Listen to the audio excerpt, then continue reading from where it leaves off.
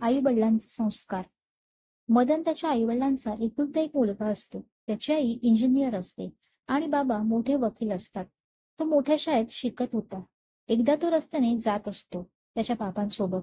तेव्हा त्याचे लक्ष एका मुलाकडे जाते. त्याला शाळेत जायचे असते, पण त्याच्या वडिलांची नोकरी गेल्यामुळे शाळेची फी ते भरू शकले नाही. त्यामुळे त्या मुलाला शाळेतून काढले जाते. त्यामुळे तो मुलगा रडत असतो.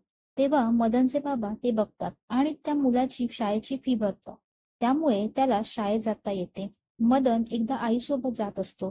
तेव्हा त्याची आई त्याला आईस्क्रीम घेऊन देत असते. त्याची आई बाजूला असलेल्या गरीब मुलांना बघते आणि त्यांना पण आईस्क्रीम घेऊन देते. हे बघत बघतच मदन मोठा होतो. तो पण मोठा डॉक्टर बनतो आणि गरिबांसाठी सवलतीच्या दरात उपचार करू लागतो. अनेक मुलांच्या शिक्षणासाठी तो निधी देतो. अनेक लोकांच्या जेवणाची सोय तो करत असतो. त्यामुळे त्याला खूप लोकांचे आशीर्वाद मिळत असतात.